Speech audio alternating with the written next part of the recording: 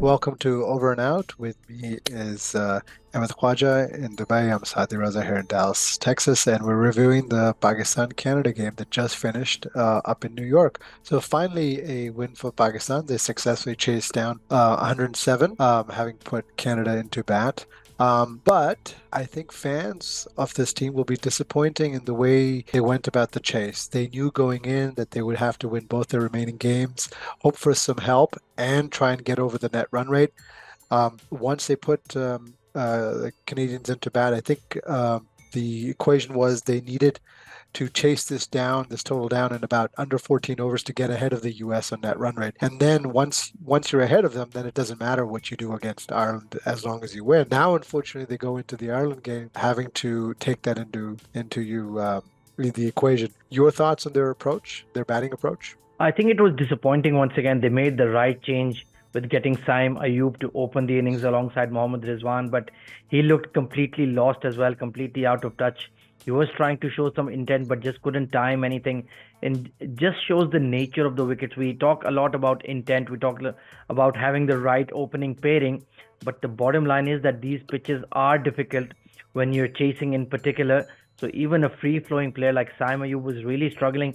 And Mohammad Rizwan, well, he did make a 50, he did come in unbeaten, but I don't think any Pakistan fan really enjoyed that innings. It was very labored, it was lacking intent, especially in the power play. He only made 16 runs off 20 balls, and it's been the age old issue that we just can't get off to a decent, not even a rapid start, a decent start in the power play. Only two sixes and three fours in the entire innings tells you everything. And both Babar and Rizwan played runnable knocks. Rizwan 53 of 53, Babar 33 of 33. The other thing I was disappointed in it is that after years of planning, this is not a new team. Today's squad had five openers. So Babar, Rizwan, Saim, Fakhar, and Usman, and who else am I missing? Yeah, Osman is the fifth. Usman is the fifth. So five openers, two all-rounders, one who didn't bowl again.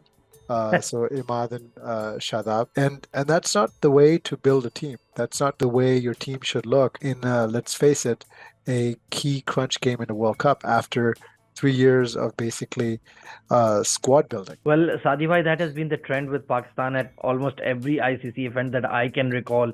We've always been doing running repairs on the move. You saw in 2017 that Fahim Ashraf debuted out of nowhere. Roman Reis played one game out of nowhere. And in 2019, we saw Shaheen Shah Afridi was an afterthought. And Wahab Riaz was not even in the World Cup squad. And then he came in and became one of our key players. And so that has always been the trend with Pakistan. Even Mohammad Haris was in the reserves, if I'm not wrong, Yep, in the 2022 2022. World Cup. He came in for the injured Fakhar Zaman. So it's always been that state when it comes to the 15-man selection for an ICC event with Pakistan. So I'm hardly surprised at all. But when I thought back to myself, okay, we're playing five openers, but what were the options that we left at home? Tayyab Tahir, Salman Ali Agha. I mean, we Saibzada Farhan, who's an opener as well, so he couldn't have slotted in that middle order as well. So it just shows the complete lack of batting options and the lack of batting quality that Pakistan have for the quickest format. I tweeted this out that one of the things that's happened is that the game has sort of left Pakistan, and we saw this in hockey. Once hockey moved from being played on grass to being played on turf, Pakistan got left behind. I think once cricket got moved away from being a competition between the bat and the ball to being more batter friendly, whether it's the use of two new balls in the ODI, whether it's power plays, fielding restrictions, bigger bats, unorthodox fields, Pakistan got left behind. And I think this is what you're seeing. Well, funnily enough, we were in a very advanced stage of T20 in 2007, up till perhaps around 2012. In that first 5 years of T20 eyes, we had the attacking opener in Imran Azir. We had the all-rounder, the quick leg spinning all-rounder in Shahid Afridi. We had the death bowling specialist in Umar Gul, and so on and so forth. But now, like you mentioned, gradually we've got well behind the world. We've seen England bat with intent, Australia bat with intent, India are trying to bat with intent. They're just about getting there. I think by 2026 they will be in place. But our batting is just going in the reverse gear, to be quite honest. We're slowing down, we're becoming more defensive because Babar and Rizwan, even though they have They have poor records in ICC events. But when I look at the number 3 to number 6 list, I can see why they bat the way that they do bat. They seize up, they play defensively, they take the second option rather than the attacking option when it comes to expressing themselves in a must-win high-pressure game. So it's it swings both ways, it cuts both ways.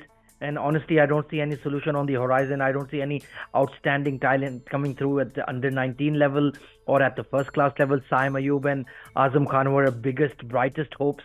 And you've seen their performance in T20Is. They've been absolutely shambolic so far. The other thing I was disappointed is this is the second game that these bowlers have bowled on this wicket.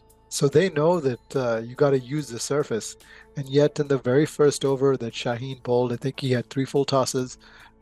It's again a consistent theme whereby we're not playing smart cricket. That is true, but I think he made that adjustment relatively quickly, and full credit goes to Mohammad Amir as well. He took the responsibility of bowling from that end, where there wasn't much bounce. It was a hint of swing, but it wasn't getting the zip that Naseem Shah was getting at the opposing end. So Mohammad Amir, being the senior bowler, took the responsibility, bowled well, got the early breakthrough, and I think after that the bowlers and the lads settled in a bit. The fielding, of course, once again could have been a lot better, but thankfully we held on to our slip catches, and that made a huge difference in the end. Amir, I think, was the man of the match, 2 overs for 13 runs. Interestingly, Imad bowled all 4 overs of spin. Shadab again didn't really get a look in.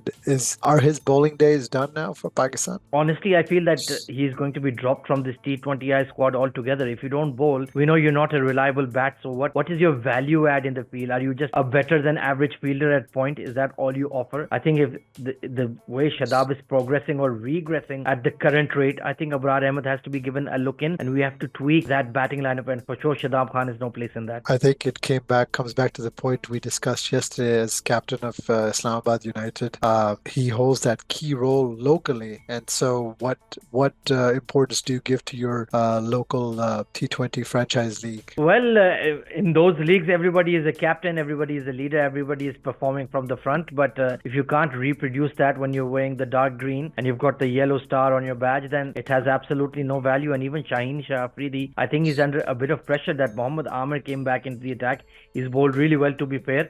And I think, honestly, Mohammad Amir, if he has the drive and if he has that kind of ambition, I think we could even carry him till the 2026 T20 World Cup. That's a very good point, because certainly with Amir and Naseem, you have foundation pieces to go into 2026, and you still hope that Shaheen rediscovers some of the form that he had a year and a half, 2 years ago.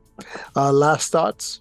Just hoping that the weather in Florida remains clear. Of course, your alma mater is in there, so hopefully the weather gods favor us, and may the chips fall the way they may.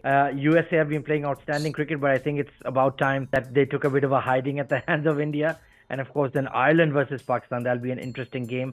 And of course, Ireland versus USA, that'll be like a virtual knockout match for them and for us. I think the weather for the Sunday game, the Pakistan-Ireland game, should clear up. I do think there are some chances of rain on that Friday US-Ireland game, so we'll see. Thank you very much. We'll do it again soon.